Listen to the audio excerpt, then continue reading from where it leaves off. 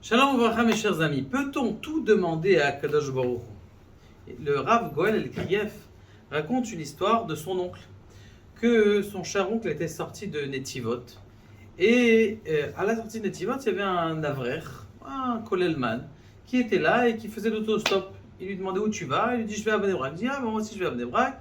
Est-ce que je peux monter dans votre voiture? Il dit il n'y a pas de problème, avec grand plaisir. Et donc il commence la route. Au début de la route, au début du chemin, les deux, ils se parlent pas tellement, ils sont un peu comme ça, silencieux.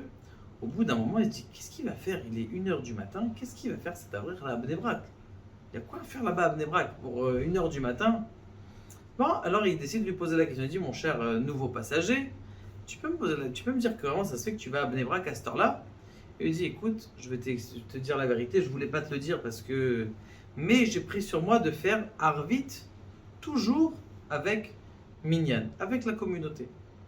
Alors, j'ai tardé, j'étais pratiquement dans mon lit, après je me dis, mais j'ai pas fait Arvit, donc j'ai pris sur moi de faire Arvit.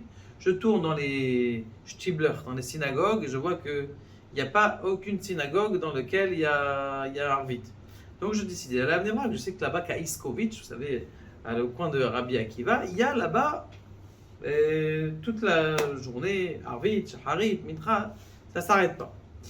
Donc j'y vais. De Baruch Hashem, j'ai prié à Kadosh Baruch Hu, je levais mes mains vers le ciel. J'ai dit à Kadosh Baruch Hu, tu sais très bien que j'ai pris sur moi de faire les prières avec Minyan et de ne pas rater, parce que ça arrive souvent. Donc si tu peux me trouver un trem, et Baruch Hashem t'es arrivé. Tu sais, mais moi jamais j'arrive à Netivot. Jamais je suis là, ça m'arrive jamais.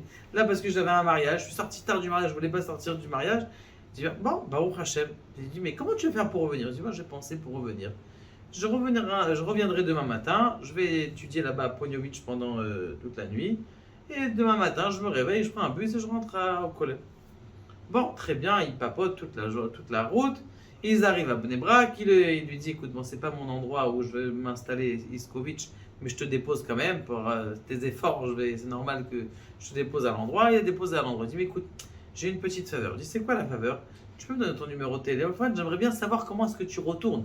Est-ce que tu repars à Netivot? Comment t'as fait? Est-ce que t'as attendu la nuit? Est-ce que t'as attendu le bus du lendemain? Avec plaisir, prends mon numéro de téléphone. Il a pris son numéro de téléphone et les deux, ils se séparent. Le lendemain matin, donc le conducteur qui était dans la voiture, il s'est dit tiens, je vais appeler ce jeune Avril, je vais lui demander comment est-ce qu'il est rentré à Netivot. Il appelle, bonjour, comment ça va Moshe? Très bien. Alors, comment ça s'est passé ta soirée hier? T'as dormi à Ponovitch? Tu dis non, non, je n'ai pas dormi à Ponovitch. Alors, comment t'es rentré chez toi? Il dit écoute, j'étais dans le Minyan. Il y avait 10 personnes pile. Ils attendaient juste un dixième. Je suis arrivé, j'étais le dixième pour faire Minyan. Il y en aura d'autres après, il faut attendre un petit peu. À cette heure-là, des fois, on attend. Donc, je me suis arrêté, j'ai fait Arvit avec Kavana, Baruch Hashem. Et il y en a un qui sort dehors. Et il appelle son ami du Minyan. On a fini le Minyan. Il y en a un qui sort dehors, il appelle son ami et il lui dit écoute, allez, dépêche-toi, arrête de papoter, on doit vite aller à Netivot, on a un long chemin. Il dit, va à Netivot, tu vois? Vite, il va le voir, il dit, écoute, j'ai une question à te poser, tu sais, j'habite à Netivot, je suis venu pour faire Arvit, est-ce que ça te dérange de me prendre, parce que j'ai vu que tu es pressé, tu vas à Netivot? Je dis, avec plaisir, tu peux rentrer. Il dit, c'est comme ça que je suis rentré. Je dis, regardez, Ishtabar chez moi, la had. Quelqu'un juste, il prie à Kadosh Baruch Hu, il ouvre sa bouche à Kadosh Baruch Hu, trouve-moi un rave que je puisse étudier bien. Trouve-moi une chavruta que je puisse étudier bien. Fasse en sorte que je puisse... Il dit le Shla Kadosh que quelqu'un qui prie pour quelque chose qui est spirituel, sa prière elle est écoutée. Et c'est vadaï que matériel aussi, des fois c'est un peu plus long. Mais en tout cas, il ne faut pas avoir peur de prier.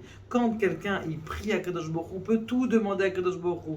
Même nos petites bêtises, on peut demander à Kadosh Baruch Hu. Et si vous demandez, eh bien vous serez surpris de savoir combien est-ce que, eh bien, on est exaucé. Baruch Adonai, la olam.